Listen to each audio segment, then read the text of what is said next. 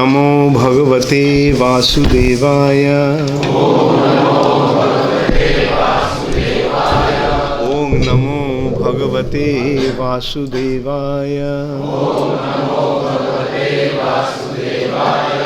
ओम नमो भगवते वासुदेवाय।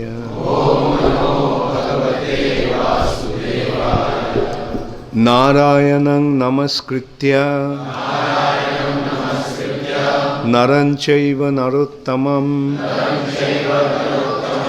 देवीं सरस्वतीं व्यासं ततो जयमुदीरये। नष्टप्रायेषु अभद्रेषु नित्यं भागवत सेवया भगवती उत्तम श्लोके भक्तिर्भवती नैष्टिकी। श्रीमद् भागवतम सप्तम स्कंद पहली अध्याय श्लोक 11। कालं चरन्तं श्रीजतीश आश्रयं प्रधान पुभ्यां नरदेव सत्य कृत। कालं चरन्तं श्रीजतीश आश्रयं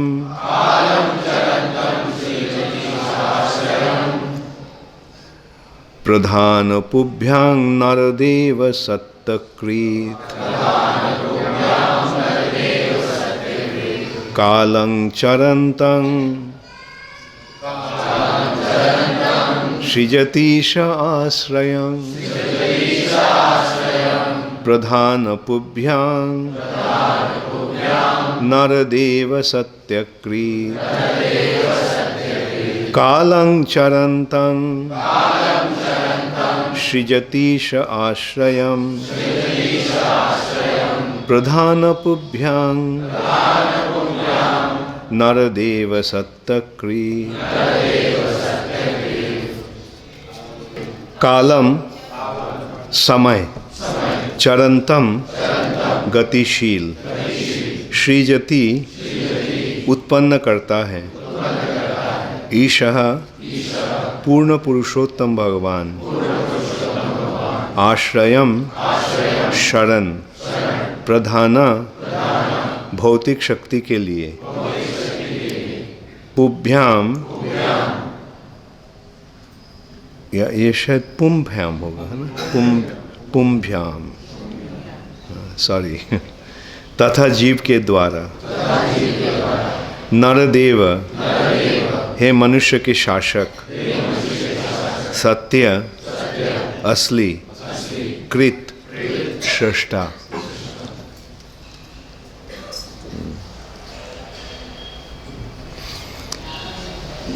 अनुवाद। हे महान राजा, भौतिक तथा आध्यात्मिक शक्तियों के नियंता पूर्ण पुरुषोत्तम भगवान। मैं बाद में आपको बोलूँगा बोलने के लिए, मैं एक बार बोल लेते हैं, उसके बाद आप हम मेरे साथ साथ बोलिएगा। पहले बार सुनने से पता चल जाएगा और उसके पश्चात हम खुद बोलेंगे। हे महान राजा, भौतिक तथा आध्यात्मिक शक्तियों को नियंता पूर्ण पुरुषोत्तम भगवान, जो संपूर्ण ब्रह्मांड के सृष्टा हैं, काल की सृष्टि करते हैं, जिससे भौतिक शक्ति तथा जीव काल की सीमा के भीतर परस्पर क्रिया कर सके।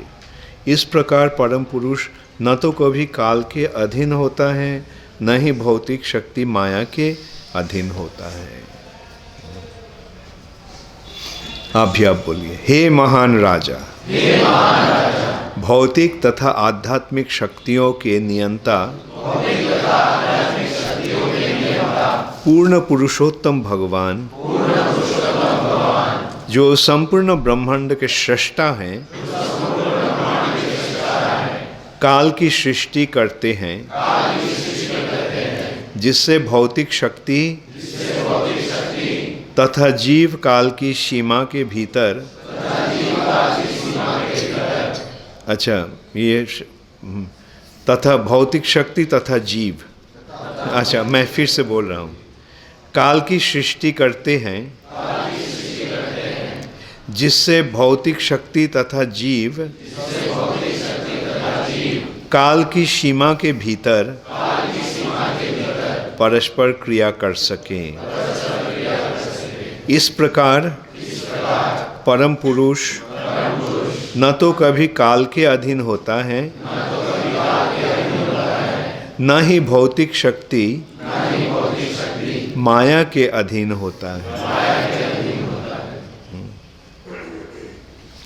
श्रील प्रभुपाद के दिए हुए तात्पर्य, काफ़ी लंबा तात्पर्य है इसका। किसी को कभी भी ये नहीं सोचना चाहिए कि भगवान काल पर निर्भर करते हैं। वे वास्तव में ऐसी स्थिति उत्पन्न करते हैं जिससे प्रकृति कार्य करती है और जिससे बद्ध जीव प्रकृति के अधीन आ जाता है। बद्ध जीव तथा प्रकृति दोनों ही काल के अधीन कर्म करते हैं, किंतु भगवान काल के क्रियाओं प्रतिक्रियाओं के अधीन नहीं है, क्योंकि काल की सृष्टि भगवान ने ही की है।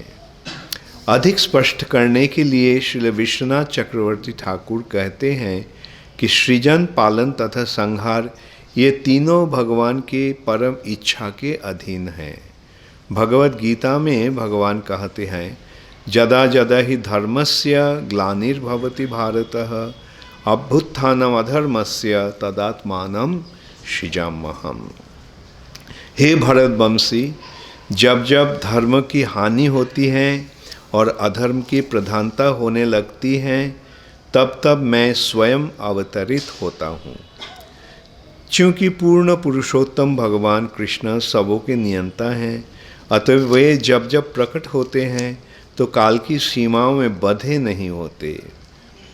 जन्म कर्म च मे दिव्यम, इस श्लोक में कालं चरंतं सृजनीश आश्रयं पद सूचित करता है कि चाहे सत्वगुण का प्राधान्य हो या रजोगुण अथवा तमोगुण का, यद्यपि भगवान काल के भीतर कार्य करते हैं, किंतु हमें ये नहीं सोचना चाहिए कि भगवान काल के अधीन हैं। काल उनके अधीन है क्योंकि वे इसका सृजन एक निश्चित विधि से कर्म करने के लिए करते हैं। वो कर्म को काल के नियंत्रण में नहीं रख करते।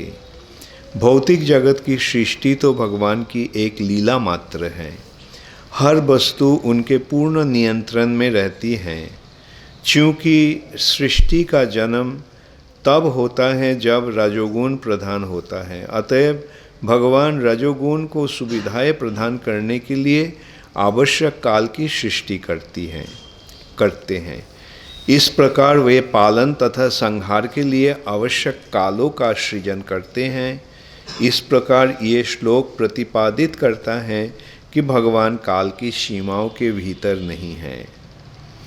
जैसे कि ब्रह्म संहिता में कहा गया है, ईश्वरः परम कृष्ण, कृष्ण परम नियामक हैं, सच्चिदानंद विग्रह, उनका शरीर आनंद पूर्ण तथा आध्यात्मिक हैं।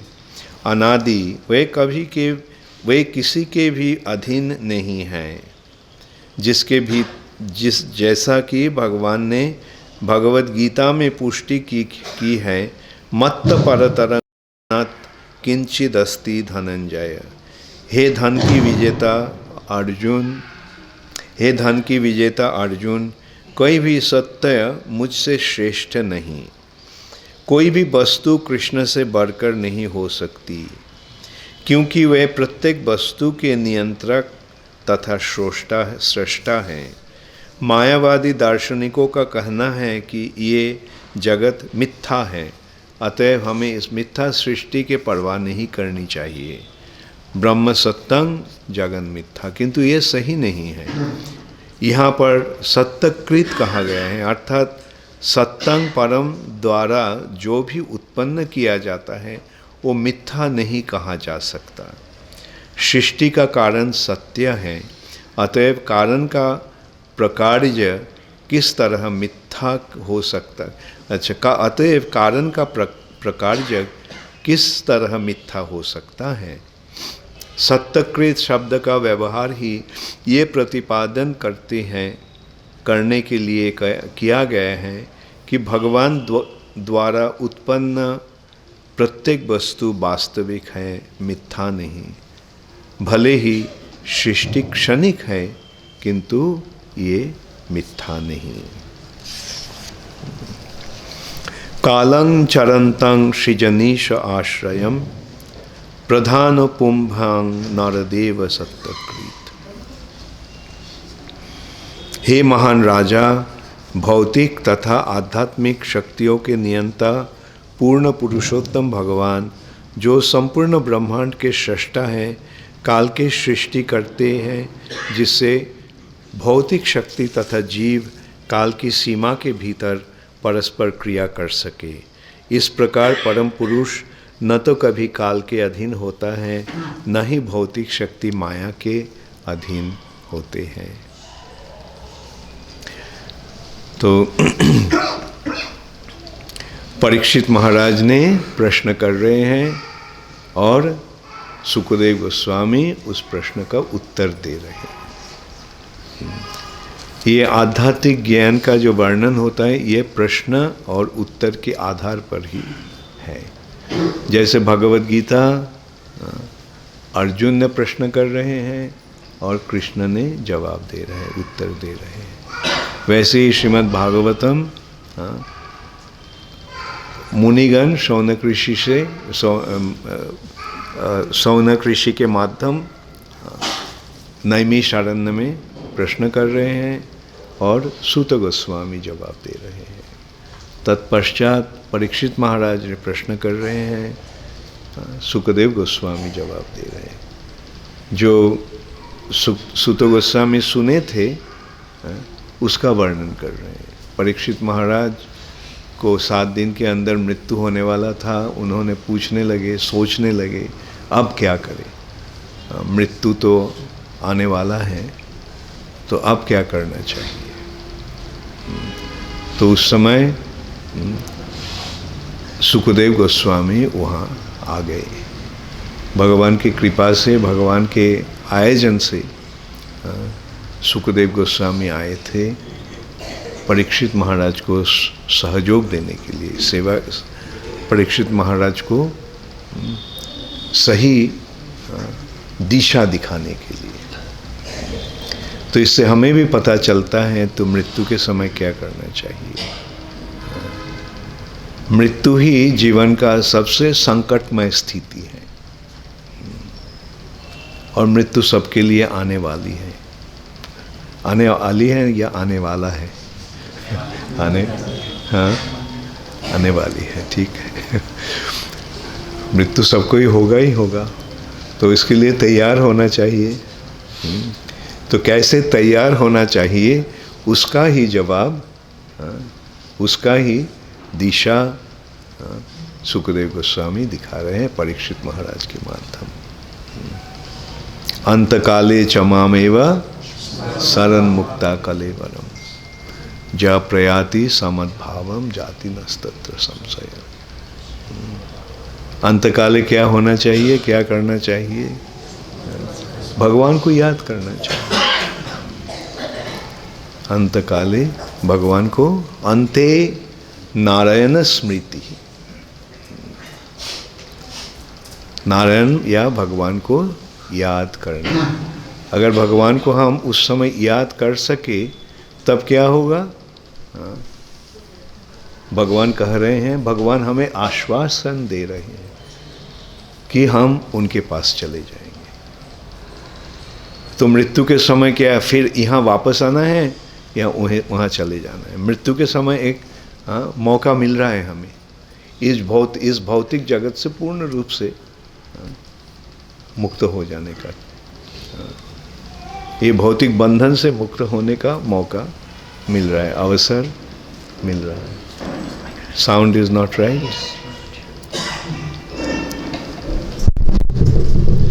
ठीक है। जो एकदम पीछे बैठे सुनाई दे रहा है? नहीं, अब सुनाई दे रहा है। Thank you very much. How are you doing?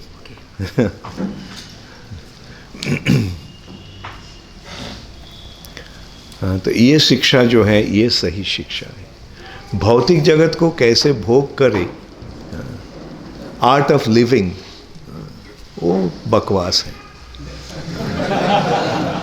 भौतिक जगत में कैसे जीना है वो एक जानवर भी जानता है, तो उसको किसी को सिखाना नहीं पड़ता है। सबको ही, आप सबको पता है कैसे जीना है। बल्कि सही बात यह है कि कैसे मरना है। Art of dying is the real challenge. और हम अगर जानते हैं कैसे मरना चाहिए तो हम अमर बन जाते हैं। That is the main point. मृत्यु के समय इस भौतिक जगत की बंधन से मुक्त होने का एक अवसर मिल रहा है। तो सही रूप से हम यहाँ से निकल सकते हैं तो सीधा हम भगवान के पास वापस जा सकते हैं। ये भौतिक जगत कोई अच्छा जगह नहीं है, ये कष्ट पाने का एक जगह है। यह कष्ट ही कष्ट मिलता है। दुखालयम आश्वासतम।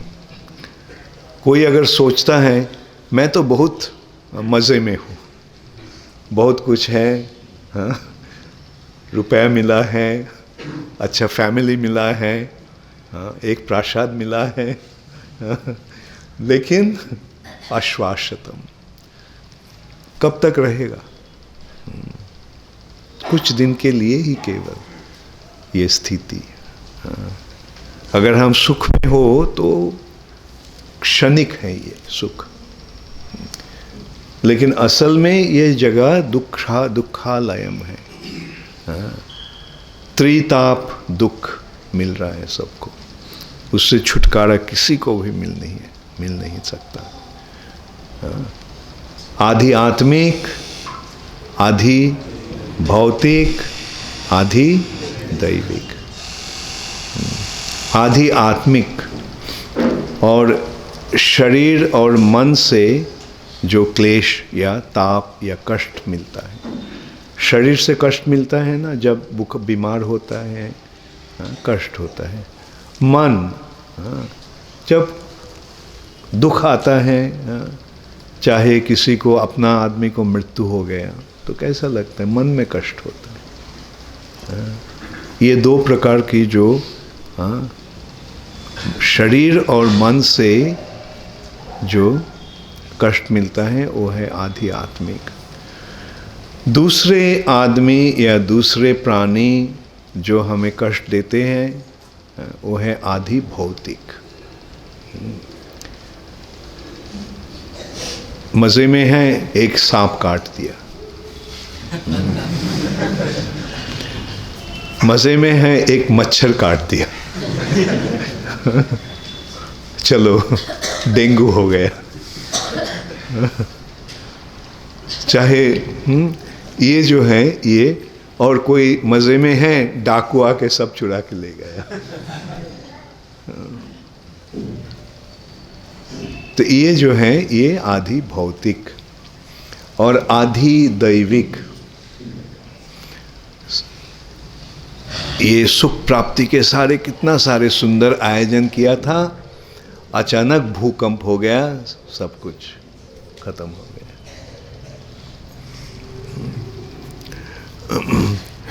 मजा लूटने के लिए गया थाईलैंड, सुनामी आ गए।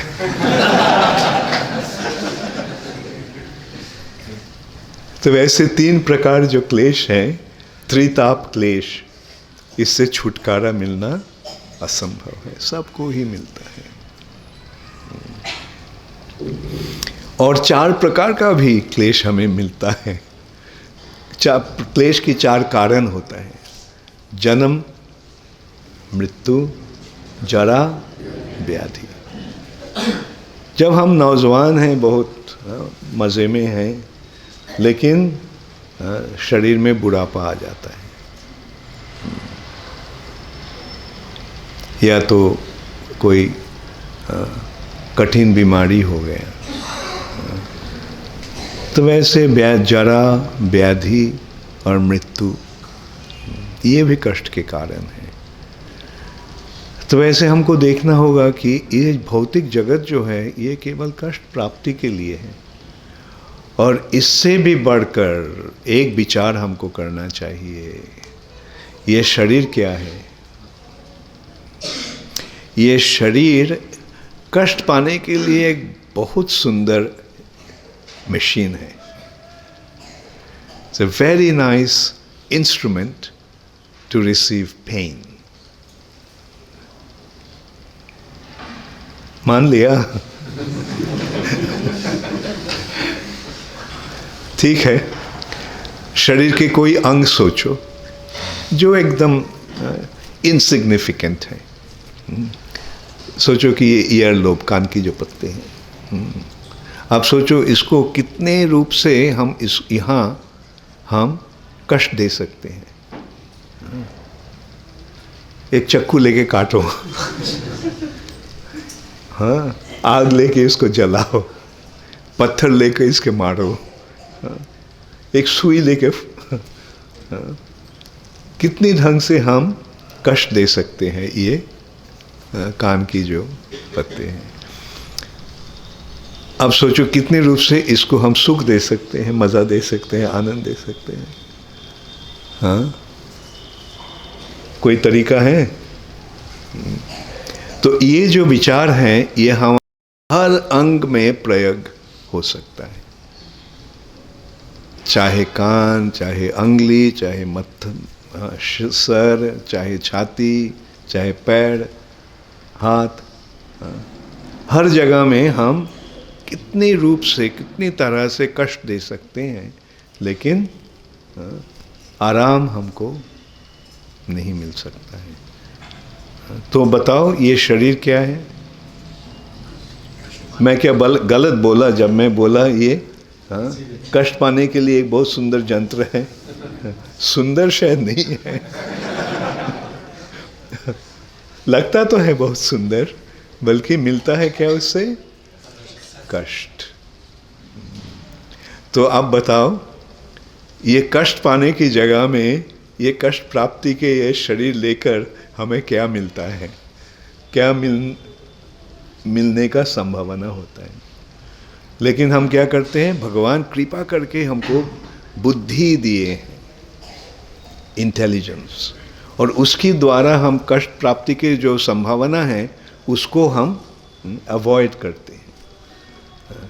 आग में हाथ लगाने से कष्ट होगा, आग में हाथ मत लगाओ, है ना? कौन विचार कर रहा है? बुद्धि। बुद्धि के द्वारा हम विचार करते हैं।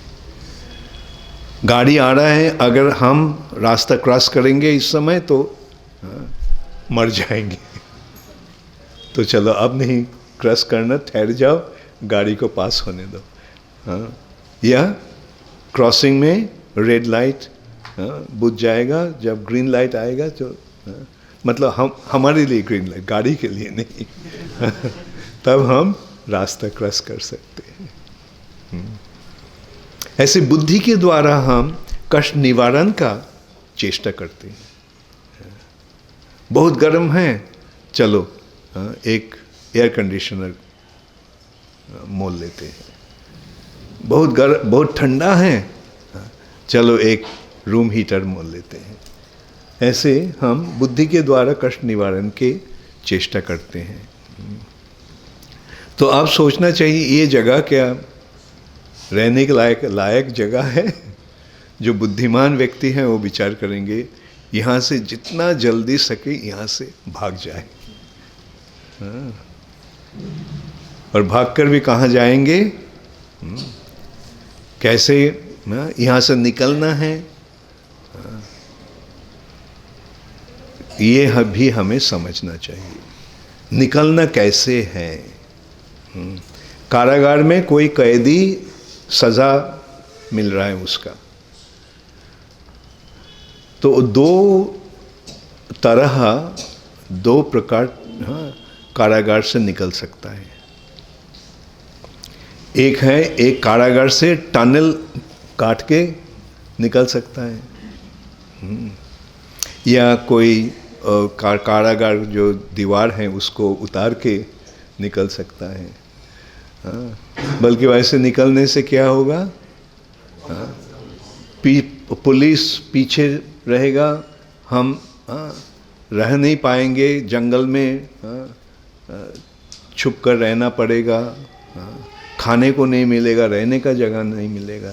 जब तक कारागार में था तब तक खाने का पहन और सोने का जगह मिल रहा है, अब जंगल में तो कुछ भी नहीं मिल रहा है, और उसके ऊपर पुलिस पीछे है, उसे भागना है हर समय। तो ऐसे निकलना कारागार से सही होगा? नहीं। लेकिन अगर हमको पता चला कि कारागार में क्यों हमें सज़ा मिल रहा है, और हमें पता चला कि ये कारागार राजा का है, और मैं राजा को कानून जो है उसको नहीं स्वीकार किया, राजा के कारण कानून को न मान के जो आचरण किया है उसके लिए हमें सज़ा मिल रहा है, तो हम राजा के पास अगर एक पिटीशन भेजते हैं, application, my dear sir, I am so sorry, मैं वादा करता हूँ कभी और ऐसा नहीं करूँगा, और मुझे पता चल गया है कि आपके अधीन में रहकर आपको सेवा करना ही सही काम है, तो अब से मैं वैसा ही करूँगा। तो ऐसा खत अगर राजा को मिलता है तो राजा क्या करते हैं? राजा शायद जो कारागार के जो अध्यक्ष हैं उनको बताते हैं ये कैदी ऐसा एक ये भेजा है, वो देखना हो कैसा आचरण करता है। और जब राजा को ये मिलता है, हाँ ये बहुत अच्छा हो गया है, आपका जो जितने सारे कानून हैं सही रूप से मान रहे हैं, और सबके पास आपका गुणगान करते हैं, बोलते हैं सबके पास जाकर आप कितने अच्छे हैं, आप कितने महान हैं। तब राजा क्या बोलते हैं, ठीक है उसको मेरे प्रासाद में भेज दो, मेरा एक नौकर का ज़रूरत है और लगता है ये अच्छा नौकर बनेगा। तो अब बताओ, ये दो प्रकार से हम जो निकल सकते हैं, इनमें से बेहतर कौन है? राजा को स्वीकार कर लेना। तो अब बताओ, ये भौतिक जगत अगर एक कारागार है तो यहाँ के राजा कौन है? परमेश्वर भगवान श्री कृष्ण। तो हम कृष्ण के पास अगर एक पिटीशन भेजते हैं, हरे कृष्णा कृष्णा कृष्णा हरे हरे, हरे राम राम राम हरे हरे, तो कृष्ण क्या करेंगे? यहाँ के जो ये कारागार का जो अध्यक्ष हैं, देव देवियाँ, उनको बताते हैं, उसको देखो तो कैसे आचरण करता है। और जब अच्छा रिपोर्ट मिलता है तो कृष्ण बोलता है चलो, हाँ उसको मेरे पास लाओ, और भगवान ने अपना रथ भेज देते हैं, नहीं तो खुद आकर बोलते चलो मेरे पास, मेरे साथ। तो ये है जीवन का अंतिम शिक्षा, क्या करना चाहिए। और ये विचार केवल मनुष्य ही कर सकते हैं, जो करते हैं वही सही बुद्धिमान है। ये विचार यहाँ मिल रहा है। परीक्षित महाराज को ये उपदेश सुखदेव गोस्वामी देते हैं। और यहाँ का विचार क्या है? इस श्लोक में भगवान वर्णन करते हैं कैसे हर जीव इस जगत में काल के द्वारा नियंत्रित हो रहा है। प्रकृते क्रियमानानि गुणै कर्माणि सर्वशः, अहंकार विमूढ़ात्मा कर्ताहमिति मन्यते। प्रकृते मतलब इस भौतिक जगत में क्रियमानानि गुणै कर्माणि सर्वशः, प्रकृति का 3 गुण हैं, सत्वगुण, रजोगुण, तमोगुण, और हम लोग उस गुण के अधीन कार्य करते हैं और यह गुण के द्वारा प्रभावित होकर कार्य करते हैं। जैसे गुण हमारा है वैसे हम आचरण करते हैं और उसका फल भी वैसा मिलता है। तो ये सरल विचार है। सब कुछ हमारा कोई स्वतंत्रता है नहीं, हम स्वतंत्र नहीं हैं, हम सब भगवान के जो नियम है इसके अधीन हैं। कोई नहीं बोल सकता है कि अचानक एक्सीडेंटली कुछ हो गया। जो कुछ होता है लगता है अचानक हुआ है, एक्सीडेंटली हुआ है, लेकिन इसका पीछे, हर कार्य के पीछे, हर कारण के क्रिया के पीछे कोई कारण रहता है। अकारण कुछ नहीं होता है। और कारण क्या है? As you sow so shall you reap. जैसे तुम कार्य करते हो उसके अनुसार तुमको फल मिलेगा।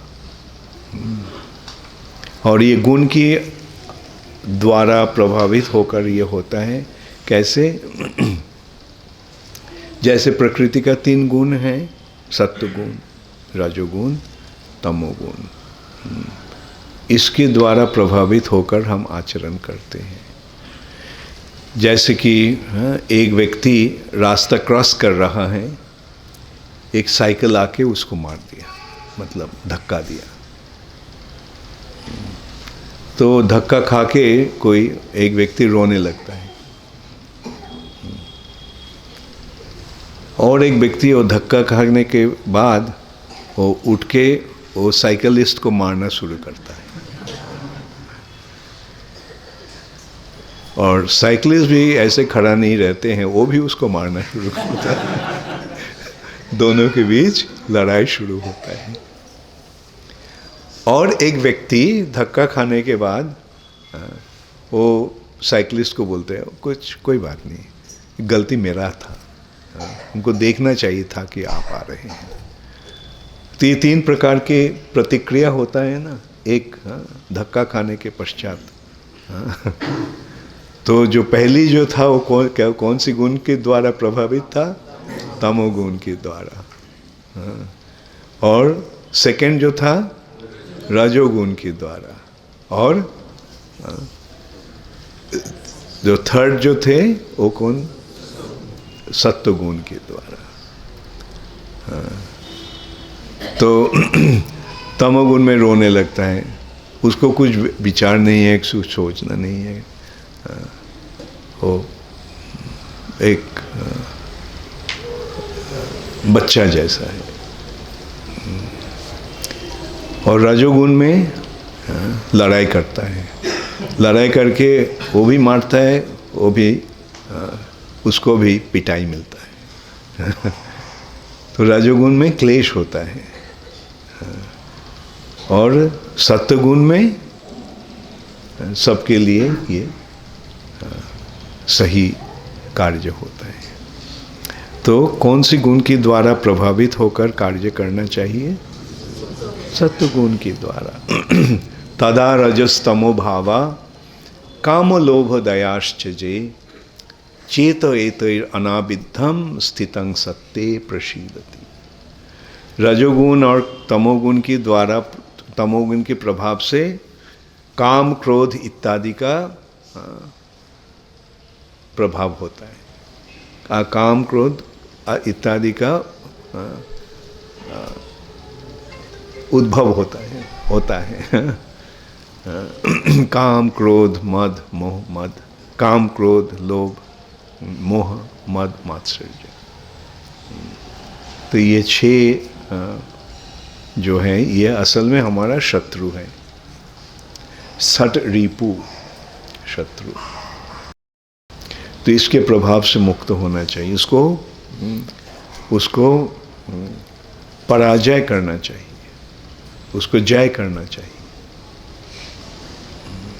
काम को जय करना चाहिए, मतलब रजोगुण तमोगुण के प्रभाव से मुक्त होकर सत्वगुण में जब हम अधिष्ठित होते हैं तो प्रसन्न एवं प्रसन्न मनसो, तब दिल प्रसन्न हो जाता है।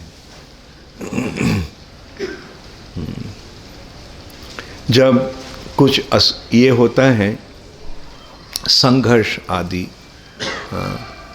और ये जिसके द्वारा हमें कष्ट मिलने का संभावना रहता है, जिसके प्रभाव से हम कष्ट पाते हैं, उससे दूर रहना।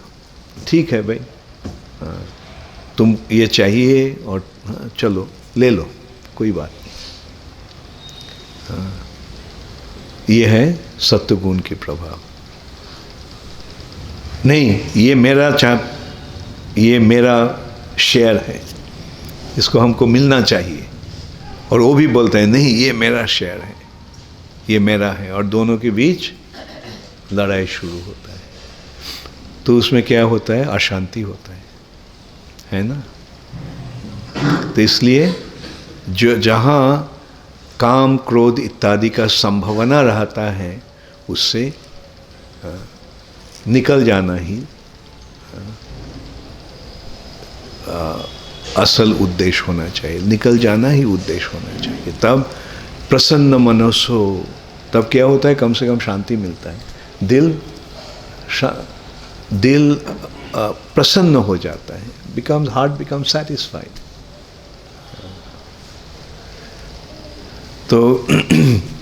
तो कोई कह सकता है, ऐसे जो हम देखते हैं, जो वर्णन हुआ है पहले, वृत्रासुर को भगवान ने संहार किया, तो लगता है भगवान देवताओं को फेवर कर रहे हैं और असुरों का प्रति द्वेष विद्वेष भाव रखते हैं। तो इस प्रश्न के उत्तर में ये जवाब सुखदेव गोस्वामी दे रहे हैं। नहीं, भगवान पूर्ण रूप से निरपेक्ष हैं। जो कुछ यहाँ हमको मिलता है और होता है, ये हम ही तैयार करते हैं। जैसे राजा को कभी किसी को नहीं बोलते हैं तुम सुखी बनो और तुम दुखी बनो, ऐसे भगवान, ऐसे राजा कभी नहीं सही राजा नहीं बोलते हैं। भगवान भी नहीं बोलते हैं कि ये सुखी बनेंगे। ये भगवान एक कानून कर दिए हैं कि लॉ, कॉज एंड इफेक्ट, क्रिया और प्रतिक्रिया, कारण और कार्य। भगवान निरपेक्ष है, उपद्रष्टा अनुमंता च। भगवान निरपेक्ष रूप से देख रहे हैं। इस भौतिक जगत में भगवान क्रिया नहीं करते हैं, भगवान कुछ नहीं करते हैं। जब अवतार होते हैं तब करते हैं, नहीं तो भगवान निरपेक्ष है। और भगवान एक कानून तैयार कर किए हैं। वो कानून का जैसे मैं बताया, एक्शन रिएक्शन, हर कार्य का प्रतिक्रिया होता है, हर क्रिया के प्रतिक्रिया होता है। और ये प्रतिक्रिया के कारण हम कभी कभी सुख भोगते हैं, कभी कभी कष्ट पाते हैं। कभी हमारा मज़ा मिलता है, कभी हमें कष्ट मिलता है। तो ये हम खुद बनाए हैं। इस सिलसिले में एक दृष्टांत को याद आ रहा है। मैं प्रभुपाद के साथ जब वृंदावन में था सन 77 में, तो दिन भर मैं प्रभुपाद को सेवा करता था। सुबह को जप करने का समय नहीं मिलता, तो लंच लेने के बाद प्रभुपाद जब आराम करते थे तो मैं निकल के कहीं जाके जप करता था। तो एक दिन एक पेड़ के नीचे दूर में, तब तो वृंदावन में उतने मकान ये सब नहीं था, सारी जगह बिल्कुल खाली था। एक पेड़ के नीचे बैठकर मैं जप कर रहा हूँ, तो देखा एक ब्लैक एंट, काली चीते, वो मेरा पैर पर उठ रहा है। तो मैं बायां हाथ से उसको ऐसे टुकड़ा, और वो वेंट फ्लाइंग, उड़ के गया और एक काला चींटी के साथ उसको संघर्ष हुआ और दोनों ने लड़ाई करना शुरू किया। तो तब हमको पता चला, याद आया कि हमारा भी ऐसा हाल है। हाँ, कोई ऐसे हमको फ्लिक करते हैं और हम जाके और किसी के साथ संघर्ष होता है और हम लड़ाई करने शुरू करते हैं, क्यों तुम किया है ऐसा हमको। और वो भी बोलता है, हाँ, आप क्यों आके हमको धक्का मारा है। हाँ, तो हमारा हाल भी वैसा ही है। कर्म के नाते हमको उसका फल मिल रहा है और उसके फल के कारण कभी हमें सुख मिल रहा है, कभी हमें दुख मिल रहा है। और सारे ये अरेंजमेंट श्री कृष्ण ने किया है। और इस तात्पर्य में श्रील प्रभुपाद बताए कि हम सब काल के अधीन हैं, समय के अधीन हैं। काल भगवान का ही एक प्रकाश है। काल के रूप में भगवान इस भौतिक जगत में प्रकट होते हैं, या काल भगवान की एक शक्ति है। उसके आधार पर, काल के आधार पर ही, समय के आधार पर ही सब कुछ विराजमान है। अगर समय नहीं रहता तो हमारा स्थिति होता ही नहीं। हम सब समय पर ही विराजमान हैं। जन्म हुआ बस, तब से समय से ही हमारा कार्य हो रहा है। हम हैं क्योंकि हम समय के आधार पर विराज रहे। ये टेबल है, समय के आधार पर इसका तैयारी हुआ और एक समय ये खत्म हो जाएगा। हम लोग भी आए हैं, एक समय हमको चले जाना होगा। तो जब तक हम यहाँ हैं तो हम काल की आश्रय में ही हम विराजमान हैं। हमारा स्थिति काल के आश्रय पर ही है। तो भगवान कह रहे हैं यहाँ, सुखदेव गोस्वामी कह रहे हैं, प्रकृति और जीव दोनों ही काल के अधीन है। प्रकृति कब प्रकट होता है, व्यक्त होता है। प्रकृति भौतिक जगत का दो स्थिति है, व्यक्त स्थिति और अव्यक्त स्थिति, manifested stage and unmanifested stage. अव्यक्त दीनी भूतानि व्यक्त मध्यानि भारत, अव्यक्ता निधना नेवा तत्र का परिदेवना। भगवान भगवत गीता में कह रहे हैं कि ये जगत अव्यक्त था, प्रकाशमान नहीं था, अप्रकाश था, अप्रकट था। और किस समय, एक समय ये प्रकट हुआ। कब प्रकट होता है ये जगत? जब भगवान माया के प्रति दृष्टिपात करते हैं, है ना। माया, भगवान के दृष्टिपात से माया प्रकट होते हैं। और जब भगवान अपने दृष्टिपात को संवरण कर लेते हैं तो ये जगत अप्रकट हो जाता है। तो अब ये विचार हमें करना चाहिए कि ये भगवान का दृष्टिपात ही सृष्टि के कारण है, और भगवान का ये दृष्टिपात जो है ये है काल। केवल काल ही नहीं, दृष्टिपात के माध्यम भगवान बहुत सारे कुछ कर रहे हैं। हम सबको यहाँ भेजे हैं अपने दृष्टिपात के द्वारा। हम सब यहाँ कैसे आए? भगवान के दृष्टि के कारण। भगवान देखे और हम सब यहाँ पहुँच गए। ये जगत प्रकट हुआ, और जगत का जो स्थिति किसके आधार पर है? काल के आधार पर है। तो ब्रह्म संहिता में इसका बहुत सुंदर वर्णन हुआ है कि ये जो दृष्टिपात जो है वो है शंभु शिव जी। शिव जी भगवान की दृष्टिपात है, और इसलिए शिव जी का और एक नाम क्या है? महाकाल। महाकाल।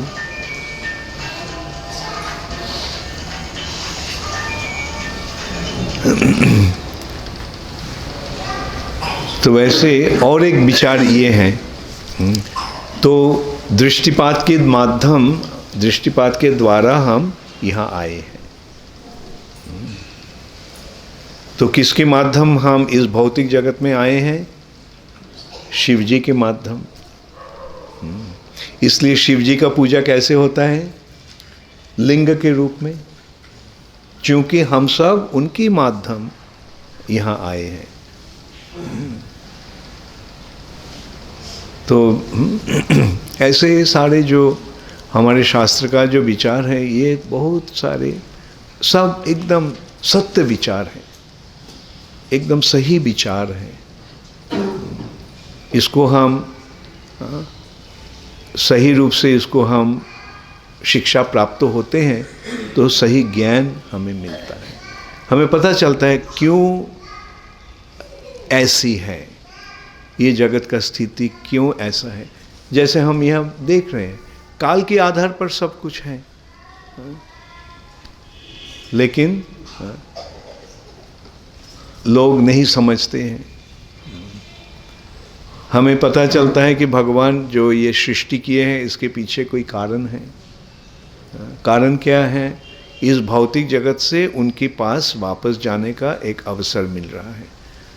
एक कारण, मूल कारण तो ये है कि हम भगवान को छोड़कर भोग करना चाहा, तो भगवान बोला ठीक है, अगर तुम हमको छोड़कर भोग करना चाहते हो तो आध्यात्मिक जगत में, चिंत जगत में तो नहीं हो सकता है, तो तुम्हारे लिए मैं एक जगह बना रहा हूँ। तो भगवान एक बहुत सुंदर बगीचा बनाया, ये भौतिक जगत। और हम लोग बोला कि हम यहाँ सब खेलेंगे, और भगवान हमें अवसर दे रहे हैं, चलो जाओ खेलो। और हम खेल रहे हैं यहाँ और सारे दोस्तों के साथ। और वो खेल खेल में जब सही रूप से खेलते हैं तो मज़ा मिलता है, और जब खेल गलत रूप से खेलते हैं तो सज़ा मिलता है। हाँ, सुख और दुख मिल रहा है, ये खेल का फल स्वरूप। और जब मुसीबत में पड़ते हैं, जब देखते हैं और कोई सहयोग देने का नहीं है, अंधेरा हो गया है, सब चले गए हैं, मैं बहुत ही मुश्किल में पड़ा है, तब याद आता है पिताजी का। पिताजी को हम बोला, बाबा हाँ daddy daddy I want to go and play with my friends. पिताजी बोला ठीक है चलो। हाँ, तो पार्क में लेकर हमको लेकर आए हैं। और हम जब खेल खेल में मगन हो गया तो पिताजी के बारे में बिल्कुल भूल गया। हम पिताजी को भूल गए हैं, लेकिन पिताजी बाजू में पार्क के पास में जो बेंच है बैठ के प्रतीक्षा कर रहे हैं। बच्चा खेल रहा है, चलो खेलने दो। और जब हम संकट में पड़ते हैं, जब कोई उपाय नहीं देखते हैं, जब बच्चा जब देखता है सब अब तो बहुत सारे मुश्किल हो गया है, सब चले गए हैं, मैं अकेला हूँ और अंधेरा हो गया है, तब वो पुकारते हैं daddy daddy where are you. तब पिताजी आकर गोद में उठा लेते हैं, बोले चलो घर चलो। हाँ, ये है हमारा स्थिति है। हाँ, तो हम कैसे बोलेंगे daddy daddy where are you? Hare Krishna Krishna Krishna Hare Hare, Hare Ram Ram Ram Hare Hare. तो खेल खत्म। हाँ, ये खेल खत्म करना चाहिए। हाँ, और जो अच्छा लड़का है वो क्या करता है? वो अपने साथियों के साथ खेल रहा है, बल्कि वो खेल में मगन नहीं होता है। वो सबको बोलता है देखो पिताजी बैठे हुए हैं। हाँ, चलो ये खेल में तो कोई मज़ा नहीं मिल रहा है, तुम सबको सज़ा ही मिल रहा है। हाँ, चलो पिता के शरण ले लो। हाँ, तब पिताजी बहुत प्रसन्न होते हैं। हाँ, ये लड़का मेरा सही लड़का है, बहुत अच्छा लड़का है, मेरा ही बारे में सबको समझा रही है। तो आप बताइए, खेल में मगन रहेंगे या दूसरे को भगवान के बारे में समझौता देंगे? Very good, thank you very much. Hare Krishna, all glories to Srila Prabhupada.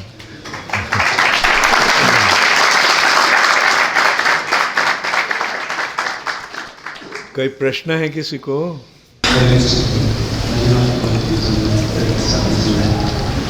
आपने जैसे बताया कि कुछ भी एक्सीडेंटल नहीं होता, तो कर्म का फल रहता है। तो कई बार अकाल मृत्यु होती है, किसी को अकाल मृत्यु हो जाती है, किसी एक्सीडेंट, तो एक्सीडेंटल है कि वो भी कर्म के अनुसार ही होता है? मैं तो बताया ना, कोई एक्सीडेंट कहकर कुछ नहीं है। जब हम कारण नहीं जानते तब बोलते हैं एक्सीडेंट, है ना? When you don't know the cause, then you call it accident.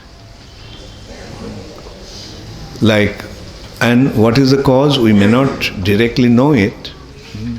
शायद हम नहीं जानते हैं, लेकिन समझना होगा कि ऐसा कुछ काम किया है जिसके कारण ऐसे अकाल मृत्यु हुआ है। अकाल मृत्यु का मतलब क्या है? 100 साल तक जीना था और 30 साल में मृत्यु आ गया, अकाल मृत्यु। लेकिन असल में क्या होता है? कारण हम समझ सकते हैं, कारण पहचान सकते हैं। जैसे 100 साल की आयु है, हर व्यक्ति को 100 साल जीना चाहिए ऐसे। लेकिन जब हम गलत काम करते हैं, पाप काम करते हैं, तो आयु कम जाता है। 100 years minus 1 month. Another action minus 2 months. ऐसे -1 year, -2 years, -3 years. So minus होने, now you say -20. 100 minus 20, when he reaches 80, he has to leave. 100 years minus 70, 30 years आ गया, बस चलो। Your duration, your stay here is terminated. So that is the real reason. Now sometimes it happens that somebody loses his lifespan from previous life. From the previous life, he has done things that is minused, he deducted 99 years. 1 साल को रहना था, 99 years minus हो गए, तो क्या हुआ? 1 साल की समय मृत्यु हो गई। ओके, या somebody had a question, right?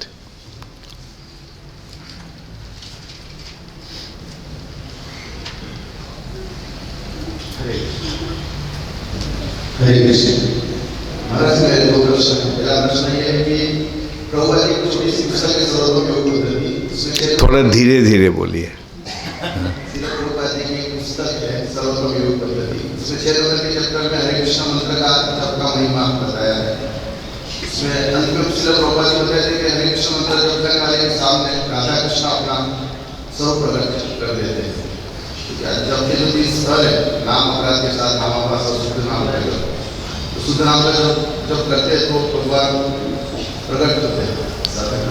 जरूर, ये तो हरे कृष्ण महामंत्र तो राधा कृष्ण ही है, लेकिन अपराध के कारण भगवान प्रकट नहीं होते हैं, नाम कृष्ण के रूप में प्रकट नहीं होते हैं।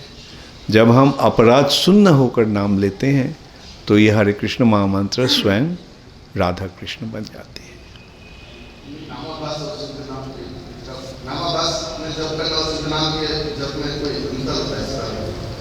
अपराध और सही काम में कुछ अंतर है? हाँ, जब अपराध मुक्त हो जाता है और जब उसके कारण नाम के प्रभाव से प्रेम का उत्पत्ति होता है, प्रेम का आगमन होता है, तो ये है नाम का फल।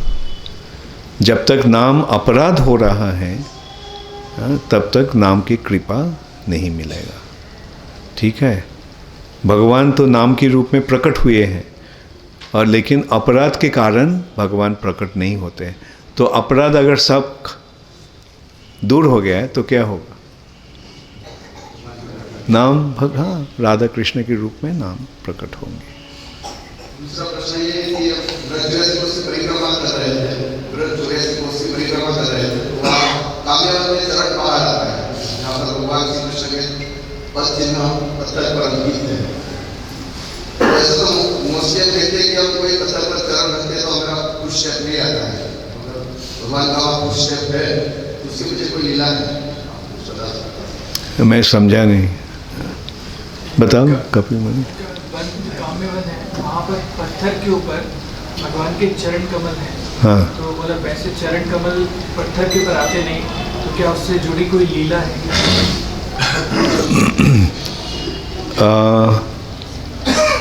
मुझे सही रूप से पता नहीं है, बल्कि एक लीला हमको याद आ रहा है कि श्री चैतन्य महाप्रभु जब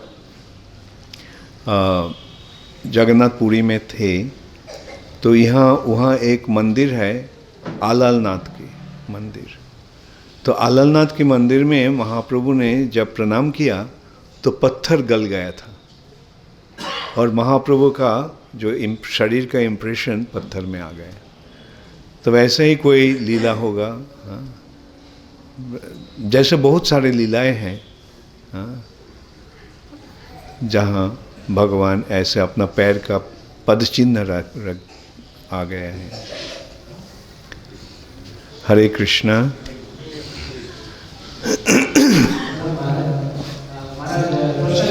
ये थोड़ा बहुत सारे ये आ रहा है, हाँ इको आ रहा है, उसको रिवर्ब बंद कर दें। हरे कृष्ण महाराज प्रणाम। हरे कृष्ण महाराज, एक प्रश्न नहीं है मेरा, मुझे एक आपसे एक रिक्वेस्ट है कि ओशन ऑफ मर्सी बुक मैंने पूरी पढ़ी है, तो उसमें से महाराज मतलब प्रोपा के साथ जो आपका एकदम मेमोरेबल, जो आपको मतलब हृदय से एकदम स्पर्श वाला कोई मोमेंट हो, तो कृपया बताने की कृपा करें।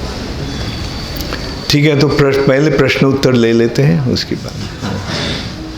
महाराज, आपने 3 गुणों के विषय में बताया, उसमें तीसरा सत्व गुण जो है, आपने उदाहरण भी दिया साइकिलिस्ट का, तो उसमें हमारी गलती नहीं होने के बाद भी हमें क्षमा मांगनी चाहिए, माफी मांगनी चाहिए। हाँ।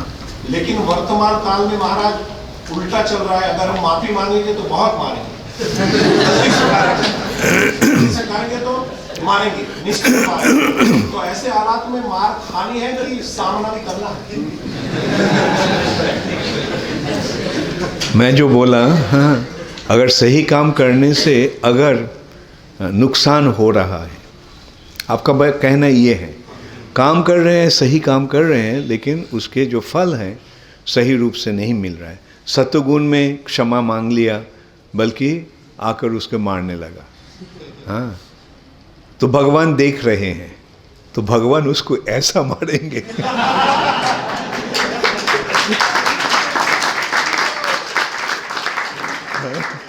तो ये समझकर सब सहन कर लेना। ठीक है, भगवान देख रहे हैं अगर अकारण कोई हमारे साथ ठीक से आचरण नहीं कर रहा है, करने दो, क्या है। और इस हमको ये समझना है कि भौतिक जगत में हाँ, ये कर्म के अनुसार हो रहा है। मैं शायद पहले कुछ बुरा काम किया था, उसके लिए आज ऐसा मिल रहा है। हाँ, ऐसे सोच लेना। हाँ, तभी हम खुद हमारा दिल प्रसन्न रहेंगे और दूसरे के सामने भी ये एक सुंदर दृष्टांत रहेगा। वो देखकर एक आदमी गलत प्रतिक्रिया कर सकता है, लेकिन और सब देखेंगे कि ये सही नहीं है। ठीक है, ओके। आप मतलब दूसरों के साथ बहुत अच्छा करते हैं तो भी हमें मतलब दुख मिलता है, ऐसा क्यों होता है? ये तो प्रश्न तो यही था, उसका रिपीट किया आपने, सुना, जवाब मिला, ठीक है। हरे कृष्ण। ओके। हरे कृष्ण महाराज, सपोज हमने किसी से कुछ गलत किया है, as a punishment we will get reverse. किसी ने हिट किया है तो दूसरा हिट करने आया, ही कंट्रोल हिज एक्शन, तो वहां पे वो चेन का रिएक्शन करना साइकिल का रुकेगा कि वो कंटिन्यू हो जाएगा? सबका ही कंटिन्यू होता है। कर्म का जो फेर है वो एकदम चेन रिएक्शन होता रहता है। पर जो मुझे मानने आया तो उसने वहां पर अपना रिएक्शन रोक लिया आगे का, ये मान सकते हैं? हाँ, वही तो सही विचार है। वो जो मारा ठीक है। वो कर्म के फेर, कर्म के कारण ये हो रहा है। ओके, अच्छा।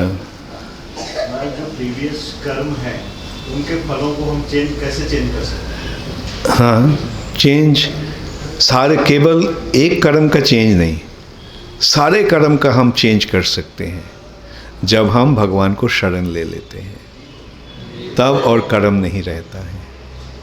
माम एकम शरणं ब्रज, तब क्या होगा? अहं त्वां सर्व पापेभ्यो मोक्षयिष्यामि, तुम्हारे सारे पापों से तुमको छुटकारा दे दूंगा। अगर पाप नहीं रहेगा तो कष्ट भी नहीं रहेगा। हाँ? तो क्या करना चाहिए? ले लिए है ना, बहुत अच्छा। तो सारे कर्म से भी छुटकारा, हाँ, या तो मिल गया, नहीं जल्दी जल्दी मिल जाएगा। हाँ? अच्छा, कल कविता ने एक प्रश्न किया था। You want to ask the same question? Okay.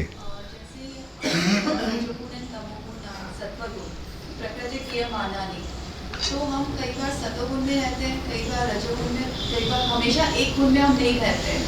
तो हमेशा कैसे प्रैक्टिस करें कि हम हमेशा सतोगुण में रहें, रजोगुण में नहीं रहें, तमोगुण में नहीं रहें, कैसे? The best policy is surrender to Krishna, then you will become above all gunas, even sattva-guna. Then you will become situated in the transcendental mode which is called Suddha Sattva, Vishuddha Sattva. और कल तुमको बोला कि ये जो प्रश्न जो तुम किया था, की थी, उसको मैं बैठ कर दूंगा, तो उसका जवाब दूंगा। ओके। कविता कल प्रश्न किया था कि कैसे भक्ति मार्ग में आगे बढ़ सकते हैं। हाँ, ये तो था ना प्रश्न, बहुत सुंदर प्रश्न था। शायद ये प्रश्न सबका दिल में ही रहता है, कैसे हम भक्ति मार्ग में आगे बढ़ सकते हैं। तो आगे बढ़ने का जो चरम स्थिति जो है, अंतिम स्थिति जो है, वो है पूर्ण रूप से भगवान के प्रति भक्ति प्राप्त होना, भगवान के पास ही पूर्ण रूप से समर्पित हो जाना। ये है भक्ति का अंतिम मतलब, भगवान के पास चले जाना। तो ये जो इस प्राप्ति के प्रक्रिया जो है वो है साधन भक्ति, भक्ति के साधन। साधन भक्ति का 9 अंग है, नवधा 9 प्रकार के भक्ति होता है, भक्ति के आचरण। उनमें से मुख्य है श्रवणम कीर्तनम। तो सबसे सुंदर रूप से भक्ति मार्ग में आगे बढ़ने का तरीका है श्रवणम कीर्तनम, सुनना। और जो साधुओं को, जो एडवांस डिवोटीज हैं, उनके पास भक्ति के बारे में श्रवण, और तत्पश्चात दूसरे के पास भी वो सुनाना, कीर्तन। केवल सुनना ही नहीं, और एक प्रकार का श्रवण होता है पढ़ना, पाठ भी, किताबें पाठ करना भी श्रवण है। और जैसे हम जब प्रभुपाद की किताबें पढ़ते हैं, प्रभुपाद के ग्रंथ पढ़ते हैं, तो हम प्रभुपाद के सुनते हैं। तो ऐसे जब हम अनुशीलन करते हैं भक्ति का, तब हम आगे बढ़ते रहेंगे। और कहाँ तक बढ़ेंगे? जब तक ना हमें कृष्ण प्रेम मिलता है। कृष्ण प्रेम जब मिल जाता है, बस तब सारे काम संपन्न हो गए। हाँ, श्रवण कीर्तन के द्वारा क्या होगा? श्रवण कैसे होगा? साधु संग। साधु संग से आएगा भजन क्रिया, सेवा। साधु के निर्देश के अनुसार भगवान की सेवा। और तब निष्ठा, भक्ति अनुशीलन में निष्ठा आएगी। साधु संग, अच्छा, उसके बाद श्रवण भजन क्रिया के माध्यम अनर्थ निवृत्ति होगा। जो कार्य फलदायी नहीं है, जिस कार्य के द्वारा भक्ति मार्ग में हम, जिसका प्रयोजन नहीं है, परंतु जिसकी प्रभाव से भक्ति रुक जाता है, उसको निवारण, निवृत्ति। तभी निष्ठा, तत्पश्चात रुचि, स्वाद मिलता रहेगा। रुचि, भक्ति अनुशीलन करने से जो आनंद की आस्वादन होता है, वो आनंद आस्वादन होता रहेगा। और ये रुचि जब मिलता है, स्वाद जब मिलता है, तो उस प्राप्ति के और भी अधिक प्रयास होता है। उससे आसक्ति, भाव और तत्पश्चात प्रेम। ठीक है। हरे कृष्ण, हरे कृष्ण। अच्छा, आप प्रश्न किए थे प्रभुपाद, क्या? या you want a question? College life and भक्ति को कैसे कोऑर्डिनेट करेंगे? कैसे कोऑर्डिनेट करेंगे? Very good, very good question. Arjun college के लड़ाई कर रहा था, तो बैलेंस कैसे किया? वो उसका सीक्रेट क्या था बैलेंस करने का? हाँ, वो भगवान ने जो बोला वो कर्म करना, भगवान के लिए करना। अर्जुन लड़ाई कर रहा था, दुर्योधन भी लड़ाई कर रहा था। दोनों के बीच में कोई अंतर था? दुर्योधन अपना प्राप्ति के लिए लड़ाई कर रहा था, राज्य अधिकार करने के लिए, और अर्जुन भगवान के लिए कर रहा था। क्योंकि भगवान बोले लड़ाई करो, तो चलो लड़ाई कर लेते हैं। तो इसलिए ये लड़ाई भक्ति बन गया। तो अब बताओ क्या करना है? कॉलेज में जो पढ़ाई कर रहे हो वो भी भगवान के लिए करो। हाँ, जो कल्चर कॉलेज में उससे थोड़ा मतलब प्रभावित ना होना, क्या करे तो उससे प्रभावित ना हो? बहुत अच्छा। अर्जुन लड़ाई कर रहा था, हाँ, कैसी स्थिति था प्रभावित होने का? हाँ, तो उसके comparison to that, what is your college situation? इस नींबू पानी।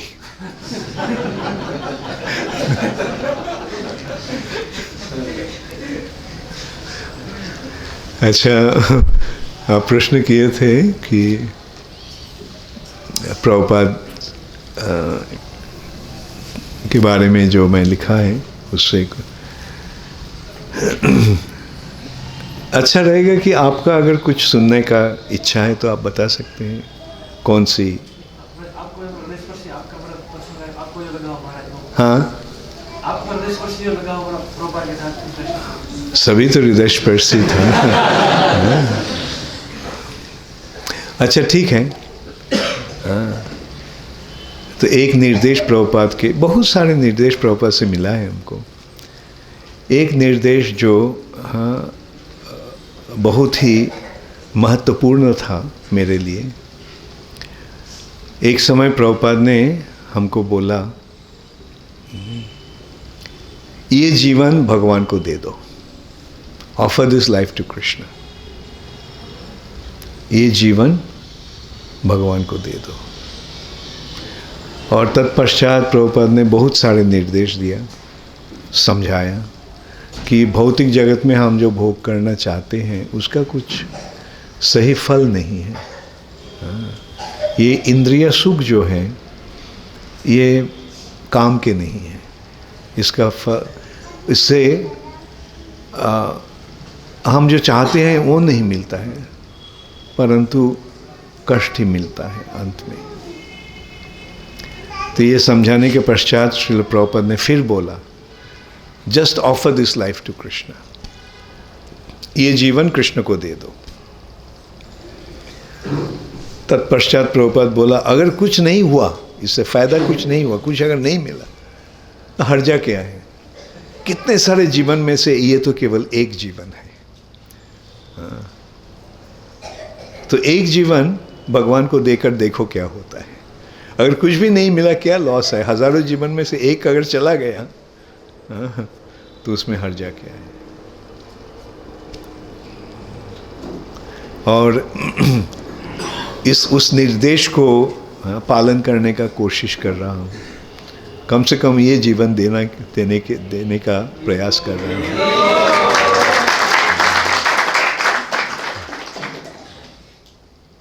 और मैं तो ये बोलूँगा, बहुत सारे इनाम मिल रहा है। I am getting rewards in many wonderful ways. और अब तो ये कर रहा हूँ कि जन्म जन्म में हम भगवान को सेवा ही करते रहे और भगवान के पास अपने आप को समर्पण, केवल इस जीवन ही नहीं, जितने सारे जीवन आएंगे सारे जीवन में भगवान के सेवा ही कर सके। Thank you all very much. Hare Krishna. आप सबको बहुत धन्यवाद।